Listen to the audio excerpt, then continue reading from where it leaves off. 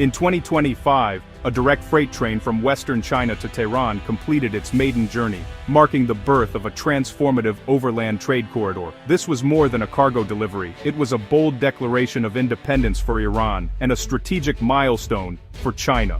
The train, loaded with Chinese goods, crossed Kazakhstan and Turkmenistan, forging a new physical and political link between Beijing and Tehran. For Iran, it's the first rail connection to Asia's economic powerhouse that bypasses both maritime routes and Russia, offering a crucial alternative to US-policed sea lanes. For China, it's a major step in the Belt and Road Initiative, solidifying its influence in the Middle East and securing energy supplies away from maritime choke points. The railway is the most tangible result of the 25-year, $400 billion partnership signed in 2021, turning diplomatic promises into steel and commerce. This is more than infrastructure, it's a statement of intent, signaling a deepening alliance between two nations challenging the Western-led order. The world is watching, especially as Iran eyes the railway as a lifeline for exporting oil, its most valuable commodity, directly to China. This steel artery is about more than trade, it's about survival, sovereignty, and a shifting global balance of power. The new rail corridor is a two-way street, but its most critical cargo is Iranian oil heading east. Specialized tanker wagons now carry crude and petrochemicals from Iran's oil fields to China, bypassing the vulnerabilities of sea transport. Previously, Iran's oil exports relied on maritime routes, constantly threatened by Western sanctions and naval patrols. The railway, running through Iran, Turkmenistan, Kazakhstan, and China, forms a closed loop, shielded from Western interference. Oil is loaded at new terminals near Tehran, then shipped across Central Asia to China's Xinjiang province, where it enters China's vast energy network. Transactions can be settled in non-dollar currencies, further insulating the trade from US financial pressure. This overland route empowers Iran to set its own terms, no longer dependent on clandestine shipping or risky maritime maneuvers.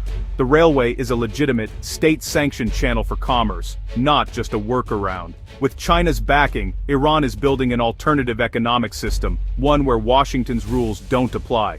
The center of economic gravity is shifting, one train at a time. Compared to maritime shipping, the new rail link offers Iran and China speed and security. Sea routes from Iran to China can take up to 40 days. The train does it in just 2 weeks. Faster transit means quicker delivery, more responsive supply chains, and less capital tied up in transit. Security is the other game changer. Maritime routes are fraught with risk. Military tensions in the Strait of Hormuz, attacks in the Red Sea, and constant Western surveillance. The overland railway, by contrast, runs through countries invested in its success, making it far less vulnerable to outside interference. US naval power can seize tankers, but stopping a train deep in Central Asia is a different challenge altogether.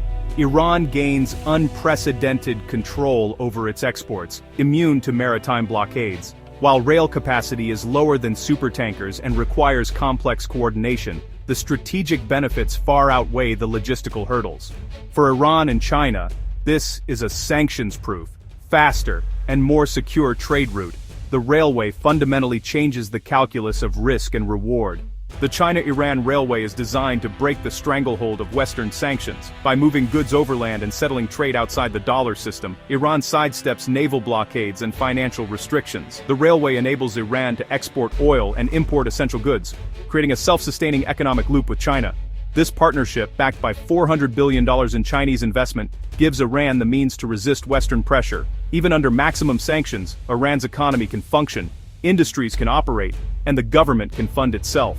For Iran's leaders, the railway is a symbol of defiance and a validation of their "look east" strategy. For ordinary Iranians, it offers hope for stability and access to goods. In essence, it's an economic lifeline that redefines Iran's place in the world. The West quickly noticed the China-Iran rail link, responding with new sanctions and reportedly, covert airstrikes targeting Iranian infrastructure. These attacks, allegedly by the US and Israel, may have even targeted parts of the railway itself, a dangerous escalation from economic to military pressure.